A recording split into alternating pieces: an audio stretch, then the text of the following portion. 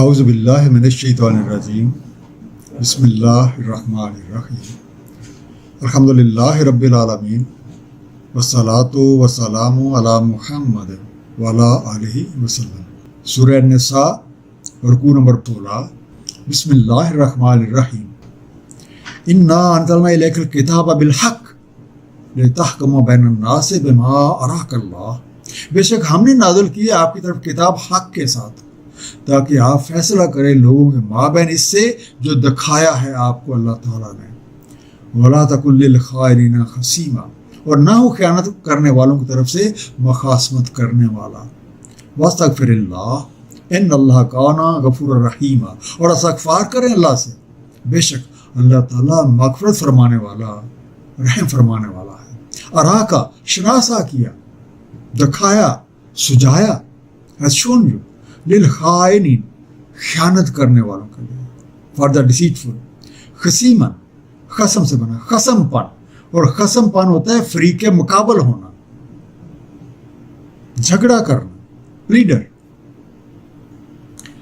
اے اہل ایمان، اللہ تعالیٰ نے کمال مہربانی سے اپنے حبیب نبی پاک صلی اللہ علیہ وسلم کی وساطت سے تمہیں کتاب حق یعنی قرآن کریم جیسے عظیم کتاب عطا کی ہے۔ اس کتاب میں مقصد تخلیق حاصل کرنے کے طریقے اور دیگر تفصیلات کے ساتھ ساتھ باہمی حقوق انتہائی خوبصورت طریقے سے بیان کر دیے گئے ہیں تاکہ ایک ایسے معاشرے کی تشکیل کی جائے جس میں اس کتاب کے مطابق تمام معاملات کا فیصلہ کیا جائے اور سب لوگوں کے حقوق کا تحفظ یقینی بن جائے۔ ایمان والوں پہ اللہ تعالیٰ اور اس کے حبیب کے احکامات سے خیانت کرنے سے منع فرمایا گیا ہے۔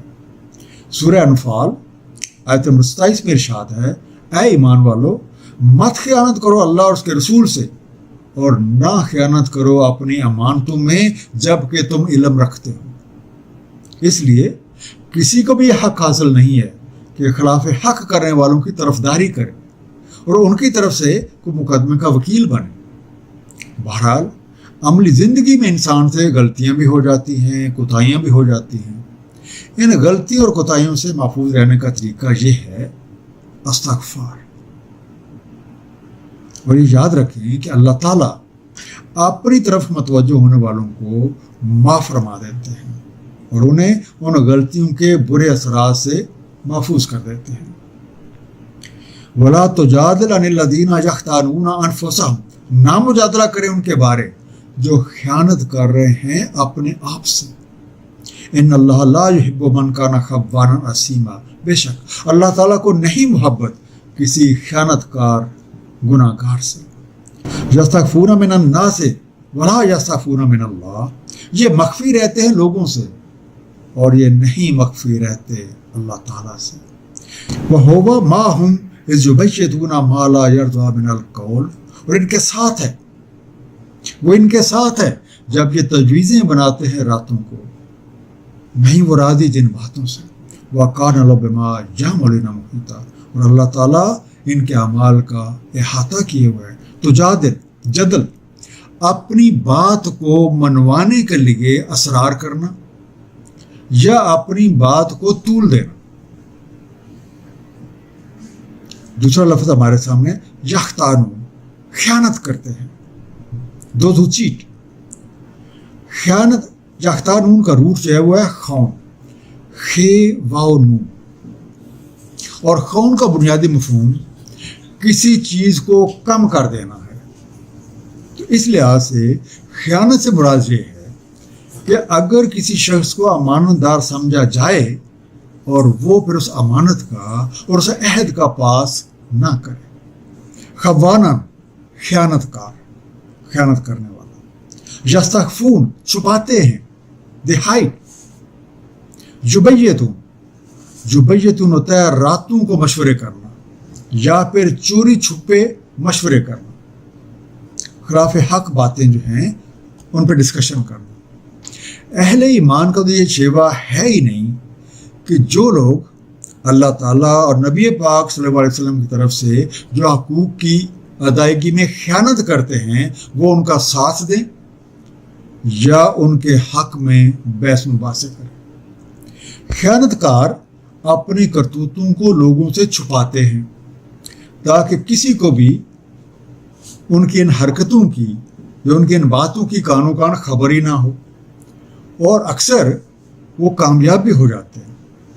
لیکن یہ لوگ اللہ تعالیٰ سے جو غیب اور شاہد کا عالم ہے اس سے کیسے چھپ سکتے ہیں، یا اس سے کوئی بات کیسے چھپا سکتے ہیں؟ یہ لوگوں اپنے طور پہ لوگوں سے چھپ چھپا کے خلاف حق مشورے کرتے رہتے ہیں، لیکن یہ بھول جاتے ہیں کہ اللہ تعالیٰ ہر وقت ان کے ساتھ ہے اور اس کا نظام کائنات ہر شے کا مکمل طور پہ احاطہ کیے ہوا ہے۔ سورہ نساء آیت نمبر 126 میں ارشاد ہے، اللہ تعالیٰ ہی کا ہے جو کچھ بھی آسمانوں میں ہے اور جو کچھ بھی زمین میں ہے، اور اللہ تعالیٰ ہر شے کا احاطہ کیے ہوئے ہے۔ ہاں انتم ہؤلاء جادلتم عنہم فی الحیات الدنیا، یہ تم لوگ ہو جو مجادلہ کرتے ہو ان کے بارے میں حیات دنیا میں۔ فمن یجادل اللہ عنہم یوم القیامۃ ام من یکون علیہم وکیلا، سو کون مجادلہ کرے گا اللہ تعالیٰ سے ان کے بارے یوم القیامہ کو، یا کون ہے جو ان کا وکیل بنے؟ ومن یعمل سوءا او یظلم نفسہ، جو کوئی برا عمل کرے یا ظلم کر لے اپنے نفس پہ، ثم یستغفر اللہ یجد اللہ غفور الرحیم، پھر استغفار کر لے اللہ تعالیٰ سے، تو پاتا ہے اللہ کو مغفرت فرمانے والا، رحم فرمانے والا۔ اب یہ خطاب بظاہر ان سادہ دل اہل ایمان کے بارے میں ہے جو خیانت کاروں کے خفیہ منصوبوں اور عزائم سے بے خبر رہ کے ان کے ظاہری حالات کے مطابق ان کے بارے میں اچھا گمان رکھتے ہیں، اس لیے وہ دنیاوی معاملات میں ان کی حمایت کرتے ہیں۔ لیکن جب یہ ایسے لوگ، یہ خیانت کرنے والے لوگ اللہ کے حضور جو کہ علیم اور خبیر ہے اس کے حضور پیش ہوں گے، تو اس وقت ان کی کون حمایت کرے گا یا کون ان کی طرفداری کرے گا؟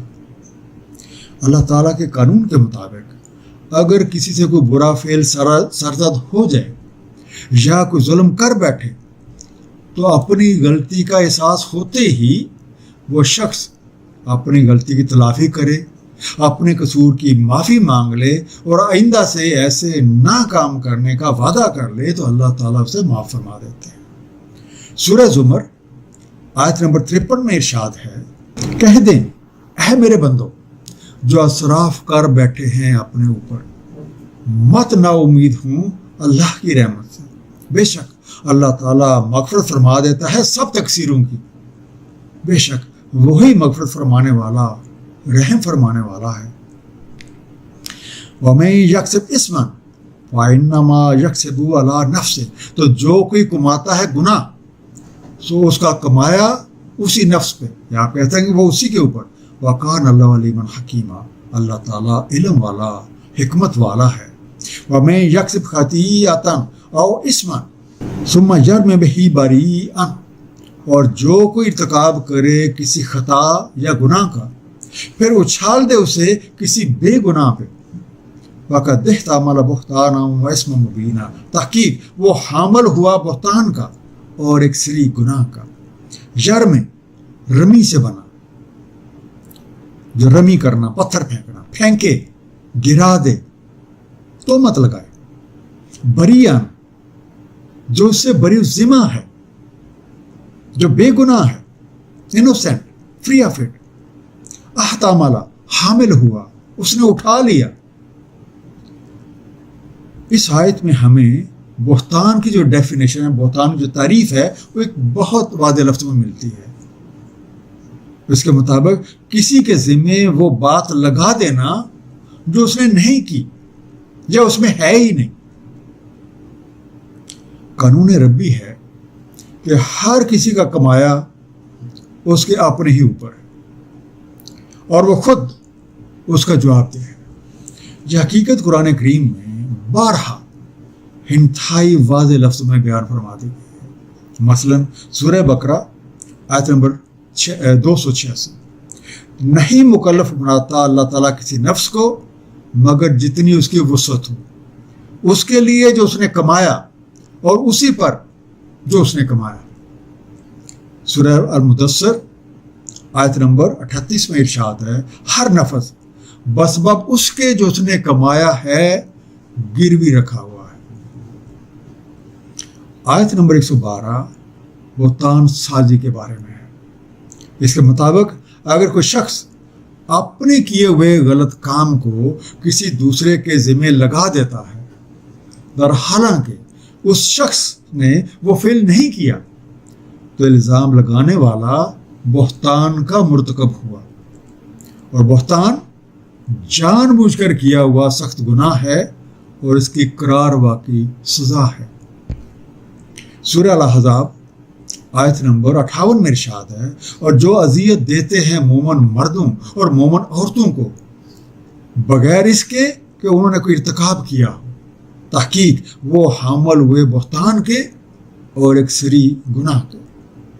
ایک مختصر سا خلاصہ، اللہ تعالیٰ نے نبی پاک صلی اللہ علیہ وسلم کی وساطت سے ہمیں قرآن کریم عطا فرمایا ہے۔ یہ کتاب ایک طرف مقصد حیات کے اصول طرف رہنمائی کرتی ہے، تو دوسری طرف ایک فلاحی معاشرہ قائم کرنے کے لیے ہر ایک حقوق اور فرائض کا تعین کرتی ہے۔ جب اس پہ نبی پاک صلی اللہ علیہ وسلم کی سنت طیبہ کے مطابق عمل درآمد کیا جائے گا تو پھر امن، بھائی چارہ اور حقیقی کامیابی کی ضمانت ہے۔